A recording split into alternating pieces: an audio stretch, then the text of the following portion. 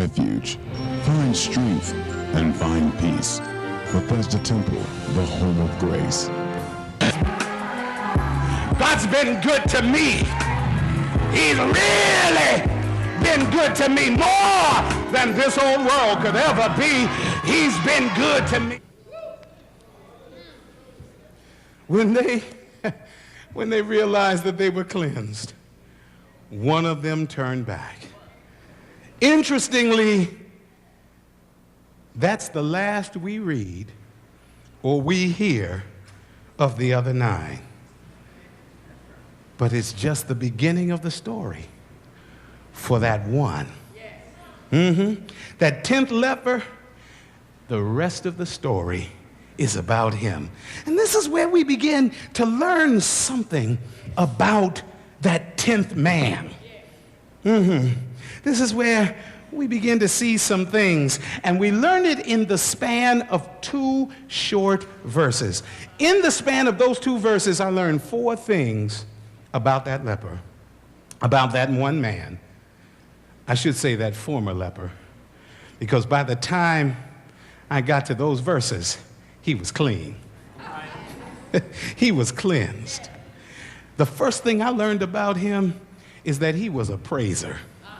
In verse 15, we see that he glorified God with a loud voice. He looked at his hands and they looked down at his feet and they did too, and he just started shouting.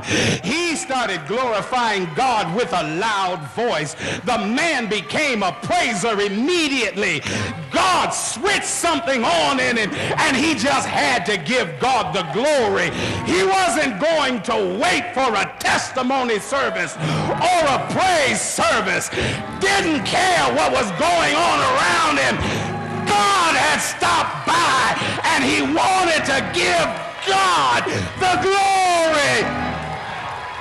I'm going to give you 3 seconds if you want to give God the glory to go ahead and 1, 2, 3.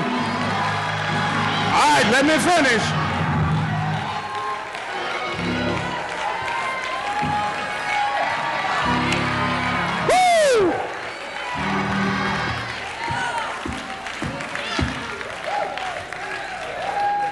The first thing I learned about this former leper is that he was a praiser. The second thing that I learned about this former leper was that he was a worshiper. In verse 16, we read that he fell down on his face at the feet of Christ. He bowed before his God. He saw him no longer as master and commander, but he saw him as the one who was large and in charge, the one who could speak to a leprosy and not even speak to the leprosy, just say go your way. Didn't say a word of healing, didn't command the leprosy to go anywhere, but when he said go your way, the leprosy had to go its way as well. Now, you know Jesus is bad when he speaks to people and leprosy starts leaving. He's got to be tough when he speaks to people and issues start bowing. Did you hear what I said? He spoke to the men, but the issue bowed.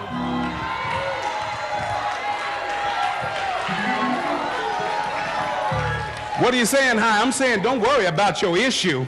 Just do what God told you to do, and God will deal with your issue. God knows how to work your issue out.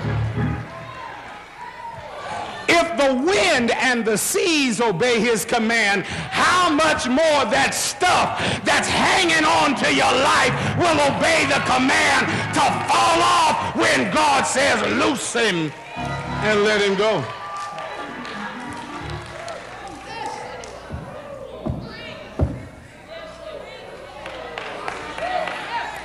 He fell at his feet.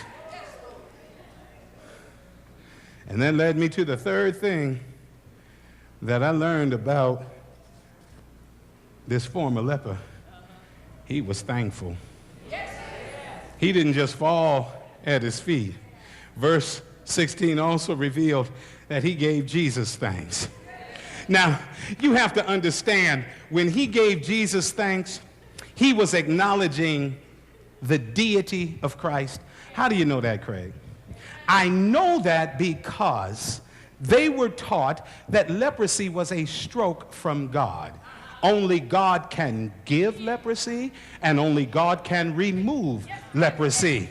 So when he had his leprosy removed, he knew that this one must be God in the flesh. God has come to camp among us, and I want to get to see him again. I want to tell him thank you now. But then verse 16 hits us with a bomb. This is the bomb, and it's the fourth thing that I learned about this guy. He was a Samaritan. He was a Samaritan.